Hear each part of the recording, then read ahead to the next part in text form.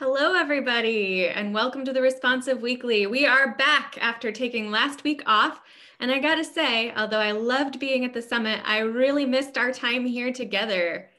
It's been great so far to see if you did make the summit, which sessions really stood out to you.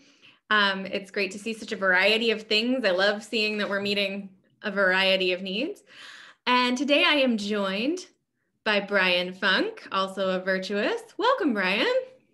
Hey, Megan, great to join you all this week. And Natalie, great to see you in here again, reconnecting virtually. And we are definitely still riding the wave from last week. It was a blast. Our team was super inspired, and we're really excited for all that's to come. Absolutely. And one of the things that really was just like heartwarming to me was I was running some Q&A sessions, and whenever I saw a familiar name from the Responsive Weekly pop up in the chat, I felt like my people are here. And it was just really nice to see you all. If you did miss it, don't worry. This will not just be us reminiscing about what a great time we had without you. That's not what we're doing. What we will talk about is some of the broad themes that came out or that we observed during the summit. And it was an interesting time. I will say, if you're thinking like, I want tactical takeaways, I'm not interested in your broad themes, don't worry, we'll have those too. And tomorrow we will have a ton of them, because tomorrow, Bryan and I are counting down the top 10 responsive fundraising tactics that emerged from the summit at a webinar tomorrow afternoon, Friday. Should be a fun time. But these big themes that came out were kind of a surprise, because letting you look behind the curtain a little bit, we don't necessarily plan to a theme when we're inviting people to speak at the summit or collaborating with people. Like, they have a lot of freedom about what they want to talk about. So it wasn't like this was an orchestrated set of themes that arose. It was really something that afterwards, when we were talking about it and looking at material, we started saying like, oh,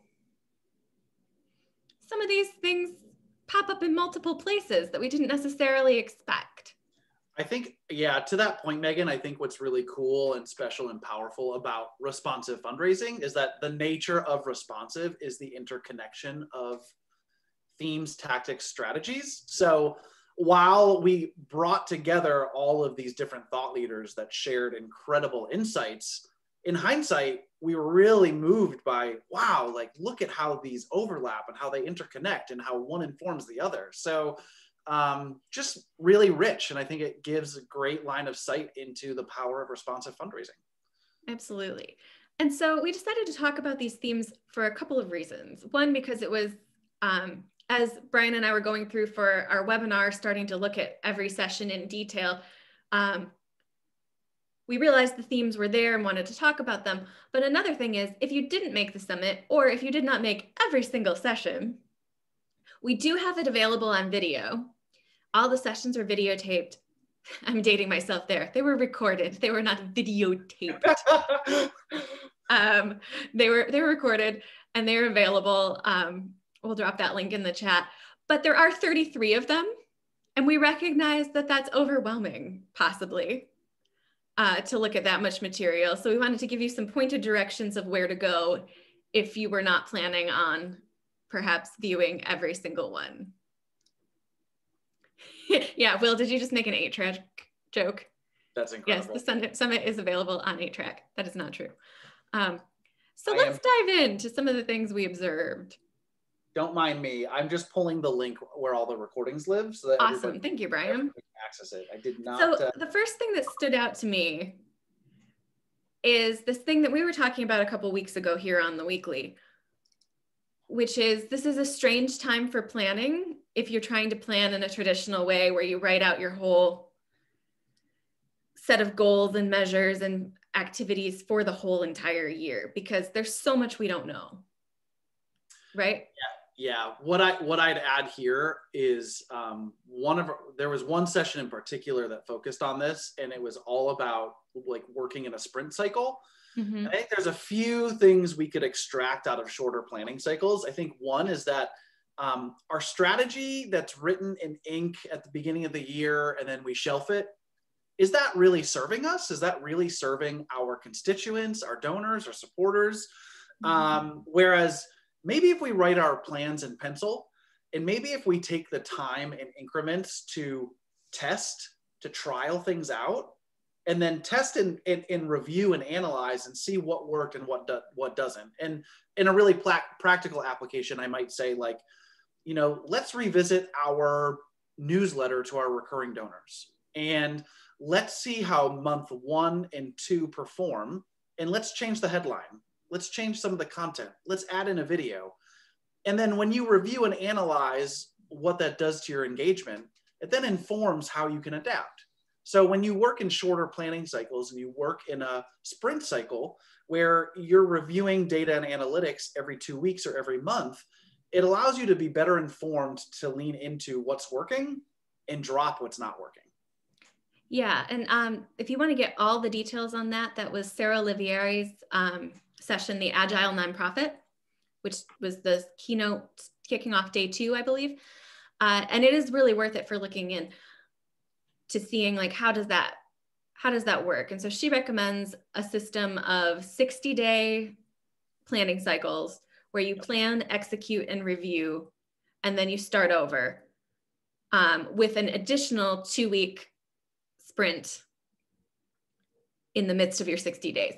And I think you make such a good point, Bryan, because I know if I'm thinking back to trying to start changing the way an organization approaches planning, that seems like, as we say a lot, a very heavy lift. Like changing your entire thing, or it could be a thing that you, if you're like, hey, I'm just the fundraiser, I'm not in charge of everything we do here, and I don't know if I can get everyone on board. The idea that you can take those planning cycle methods and shorten your planning cycle, and you can really scale it down to start to something like a single email series or one program or one fundraising activity. Or you might say, like, well, we can't make the whole organization work like this. Yeah. And we can debate whether we should or not, but I can make my fundraising work like this, where I'm assessing more frequently and looking at things. And one of the things that she said that I really thought was interesting, and then I'll let you make your point that you're clearly ready to make, is that you can start these short planning cycles whenever you need to. So if something revolutionizing occurs, such as last year in March, when all of us just had to stop whatever we were planning and do something else, that gives you a way of saying, okay, what am I going to do? I'm going to start a planning cycle with this new information. And I think that might be really useful, particularly as people are considering, like, what does in-person look like in the latter half of the year this year? I feel like we could get some new information rather quickly. And so instead of like, oh, I have to scrap everything and figure everything out and do all that, knowing like, okay, what do I do? Yeah. Start the 60 days over again. I love that. And I'm bouncing around a little bit here, so I hope that's okay. But I think what I'd also add is, like, you know, like Megan said, like, it could be a heavy lift to say, like, oh, we're going to get our whole team to adopt like a new agile strategy. But you can start with you. And I think starting with you and starting with what you can control is a great way to stakeholder your team. So maybe it's something as simple as, oh, like, I'm gonna steward this segment of my donor base over the next 6 weeks. And every 2 weeks, I'm gonna try different messaging. I'm gonna change up my talking points.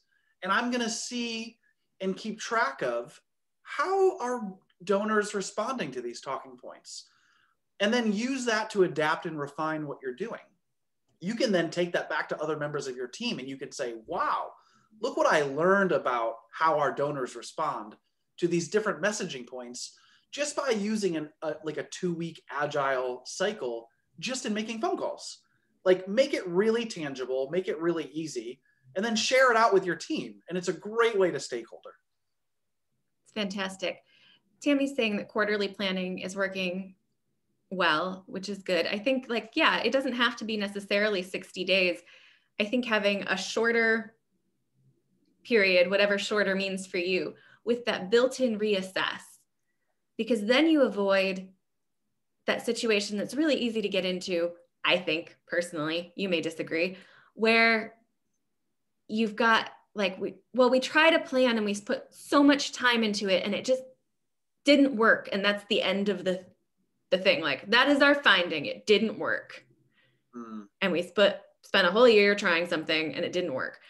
Because sometimes that happens. And I think having those built in, like, we're trying this, we have our goal, but in 6 weeks at the end of the quarter, wherever, we might scrap it if it's not working, if we have the data that suggests this isn't the thing, and we can let go of it. I love that. Yeah, there's a lot of freedom. I can even What's up? Go ahead. You were talking and I was talking. It's life on Zoom. It's all good. I mean, even like, to paint some color on this and like let you all behind the curtain a little bit, right? Like, we also here at Virtuous plan quarterly. So literally 2 weeks before Q2, we said, what are we doing for the quarter? Right? So no, don't tell them. We're super on top of everything and never leave anything for with Wizard of Oz moment. But so like, we have a core idea of what all of the content and webinars and roundtables and responsive weeklies are going to look like.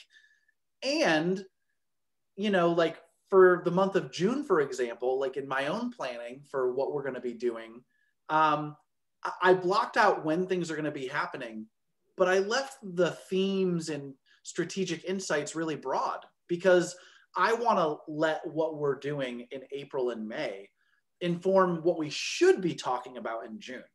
And what I think we should be doing in June, in April, when I'm planning it out, might not actually be true once we get there. So that's really the same way that we plan everything that we do here. Yeah, and it does give you a lot more flexibility. And it also like stops you from having to like discard useful information because it doesn't fit with your plan. Like, there are wonderful opportunities based on what I've learned from you, the audience of the Responsive Weekly, about what you're interested in, that I want to have the flexibility to be able to respond to, instead of saying like, nope, I mapped it out for the quarter and we're talking about things you're not interested in. That's what I decided back in April, that we were going to talk about this thing that you keep telling me you're not interested in. This is also a pitch for, please do let us know what you're interested in. We're very interested to know what is most useful for you. So we had a theme emerge, switching points a little bit, that was really exciting to me, which is, we've had a really tough year, and I don't want to downplay that at all. I don't think I could. But there are reasons for hope within the sector, within generosity and philanthropy. All is not doom and gloom. We saw giving go up in general last year. It is projected to continue to go up. Small donors seem to be making more of an appearance than they have in quite a while. Yeah, Gail, kind of good. Gail Perry shared that giving was up in 2020 over 2019. I think it was 10.7%. Wow. Which is a pretty big leap. And it's encouraging, because in a year that was really hard, in a year that was really challenging, where our missions had added pressure and tension and the needs and the demands rose, donors showed up with us, and donors showed up to get us through together. And I think that's a reason to be hopeful.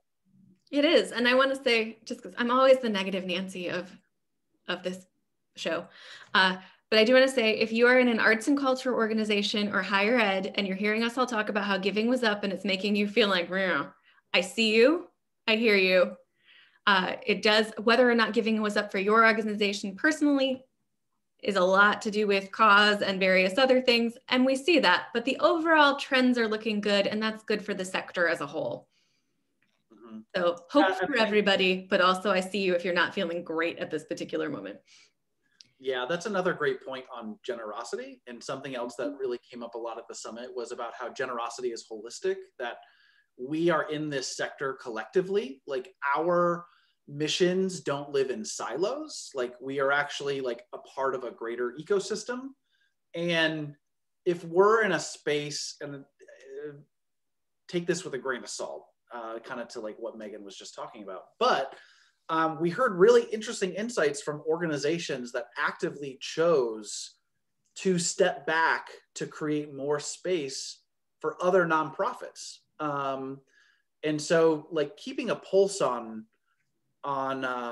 you know, like how much noise do we take up in the digital space? And, you know, are there times where it's more appropriate to ask our donors, actually, this isn't a good time to give because there are other things happening in the world that like deserve their platform right now.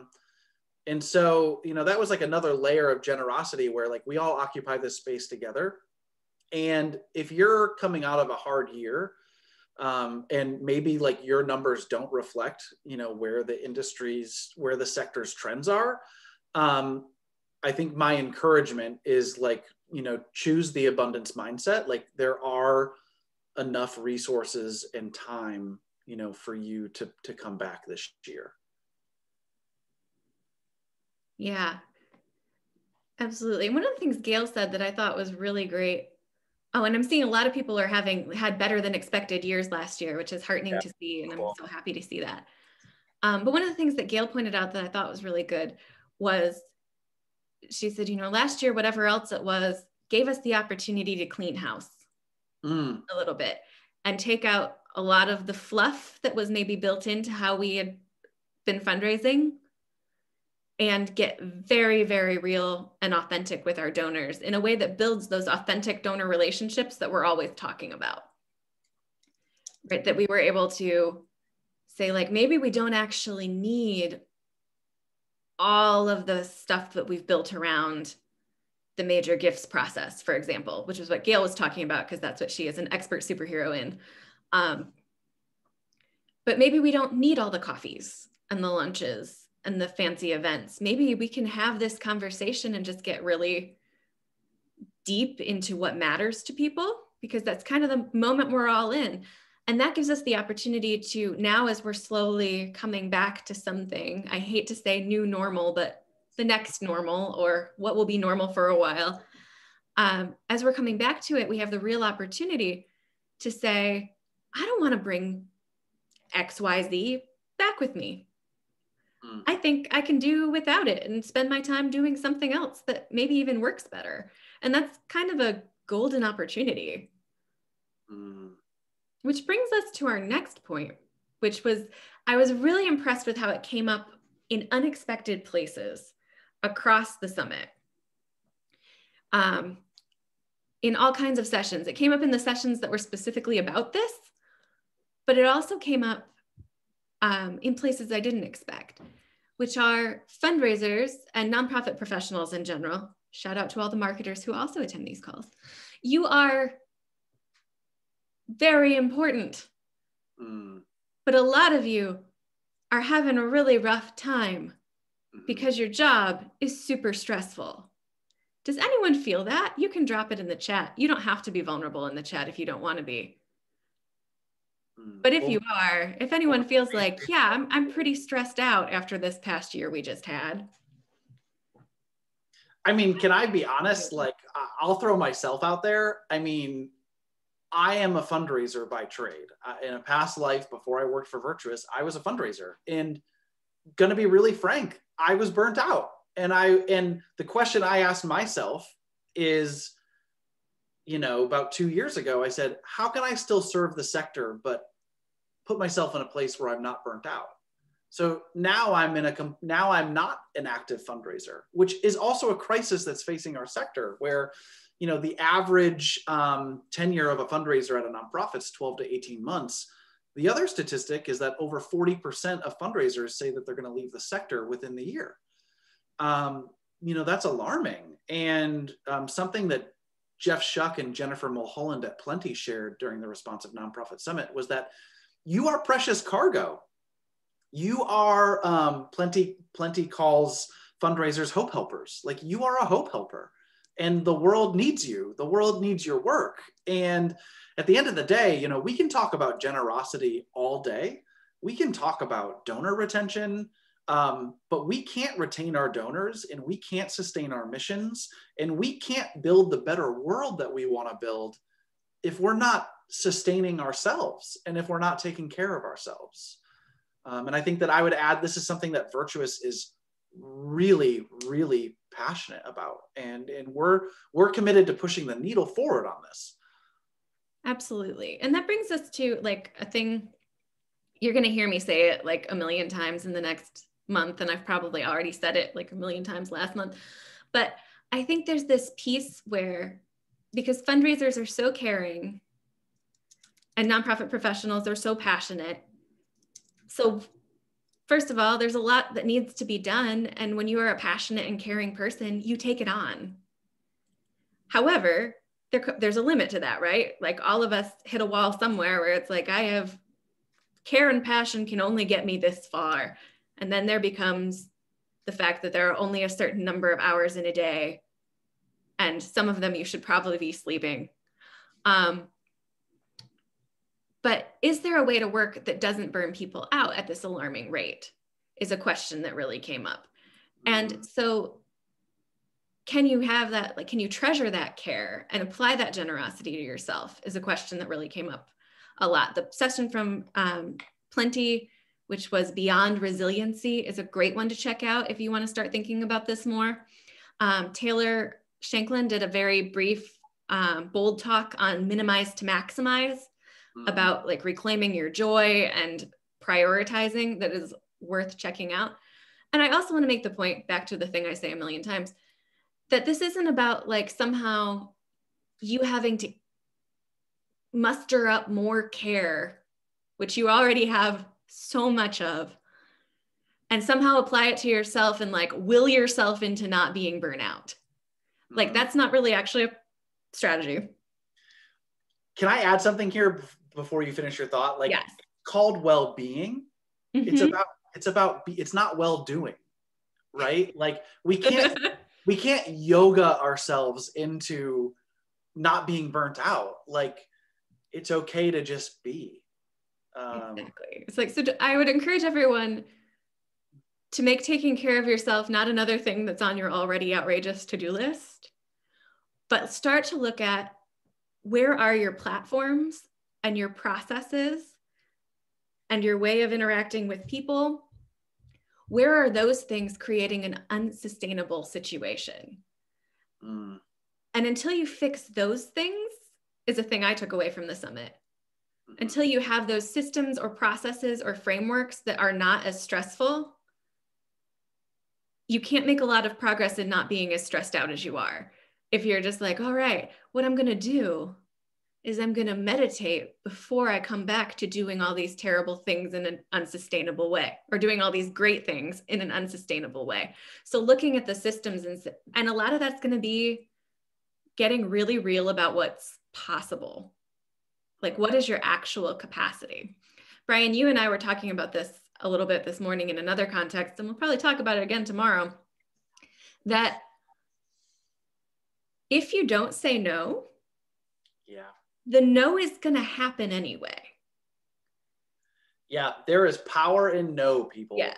No is not a dirty word. No is a great word. And you can say it honestly. Yeah. And openly. Something that I used to at the top, or you can say, no, I didn't do that thing I said I was going to do because there were only so many hours in the day and I actually didn't have the capacity for that. Yeah. And I'm all about practical application. So like from my fundraising past life, when I ran a development department, we actually started our day every day as a team. There were about 25 of us on the development team. We would stand in a circle when we could physically do that. And we would take 10 minutes and we'd round robin, and people would just say, what are your top 2 to 3 priorities today? And you would just name them. And we held each other accountable to say, if someone asks you to do something today that doesn't fall within your top 3 priorities, say no. And it's okay to say no. It's okay to say, this isn't my priority today, but I can maybe revisit tomorrow or in a week. So I think there's power in focus and there's power in no. Jesse makes a good point in the chat that you do still need to do those like sanity saving self-care things too. Those Yes. are great. Yes. Those are going to be different for all of us. But I was really inspired looking like across the sessions at how much it was brought out of like, we need to create systems where the opportunity to say no is built in and the opportunity to be a real human being is part of the whole thing we're doing. Yeah. It's part of our whole approach. I think something about like, just to be really real, and I'm please know that I'm coming at this with like a software agnostic approach, but something that but does anything matter before you say but? I'm not sure. That's another tactic. Replace but with and you know, and we can bridge our differing thoughts in a more hopeful way. So anyways, I digress. I know so many fundraisers, and this comes from being in the space. This comes from having worked at an agency as a consultant, you know, working with a range of different fundraising teams. And people are feeling burnt out because of their technology. And I think it's really important to assess, is my technology serving me in a holistic way? And so, you know, like a statistic that we are really proud of here at Virtuous and that we're passionate about is that our average customer, through marketing automation, automated task generation, some of the automation that we have built into the platform actually gives our customers back an average of 20% of their time. And that's time that helps reduce the burden of the to-do list, the stress that you feel. It means that you're being more productive. It means that you can focus on the things that you love to do, which is building relationships with donors to partner with you in your mission. So, I mean, can't stress enough, like if you are feeling like you're not being fully served in that holistic way by your technology, there's also power in reassessing and saying, is there something that works better for us? Absolutely. And I want to call attention to, I think it was Miranda's comment that said, like, pointed out that when we talk about care, this is also a big issue for leadership. So if that's you on this call, I encourage you to think about it, especially thinking about, again, which are their ways, what are the things in the system that are leading to burnout? Because I think also, again, because fundraisers are doers. And like you see a problem and you're like, cool, I'm going to solve it. I mean, that's really like the whole nonprofit sector, right? We saw a problem and thought we should solve it one way or another. But because of that, it's easy to take it on to be like, my self-care issue is my self-care issue and my burnout is this personal thing just to me. And it's not. There's a system in place, and some of it within organizations, within the sector, some of it needs to be reevaluated to make it more livable. So I want to call attention to that comment in the chat. I think it raises a really important point. Oh my goodness, we're almost at time already. This goes so fast. I know, I just looked at the clock and I was like, 1 minute? How can it be? So top takeaways, these were our big themes. I'm interested to know what emerged for other people who attended, or which of these themes people are most interested in exploring through the videos of the summit or other content. Do we need to talk more about burnout just in general in coming weeks? I will say we're going to be promoting this soon, but in May, Jeff and Jen from Plenty, who ran the Beyond Resiliency session, they're going to be running a well-being training for Virtuous and for folks that want to join, and that'll be open to everyone. So we'll make sure that everybody at the Responsive Weekly knows that that event is happening in the first half of May. So we're really excited for that. And I think with the time left, also just want to remind you folks one more time, we have 2 things coming, you know, to your inbox and to your world in the next couple business days. We're hosting a webinar tomorrow where we're going to go into the top 10 tactical takeaways from the summit. And so Megan and I are going to be counting those down, you know, like music video countdown style. It's going to be living fun. Our childhood VH1 dreams. It's going to be a great way to end a Friday. It's tomorrow at 2 p.m. Eastern, and very excited. I'll drop the RSVP link in the chat again. And then also coming out of that, if you register, we're also going to be sending everyone that registers an ebook that documents all those takeaways as well. So if you don't have time for the webinar, you can still get it in ebook form. So we've got some great stuff coming for you. We're here to support. We're here to extend our care and to help you all push things forward. And that wraps us up beautifully, right on the time. Keep dropping your comments in the chat. I'll leave it open for a couple of minutes before I end the session so we can get all that information. We do hope to see you tomorrow at the webinar. And we're always so glad you join us every week here on the Responsive Weekly. I know you have a lot of ways you could spend 30 minutes on a Thursday, and that you spend it with us is really something we appreciate and honor. So thanks for doing that. I hope the rest of your week is, I just forgot the word for week. That's not looking good. I hope the rest of your week is fantastic and that you have a great weekend coming up, and we'll see you next week here on the Responsive Weekly. Bye, everybody. Appreciate you. Thanks, Bryan. Thanks, Megan. Bye.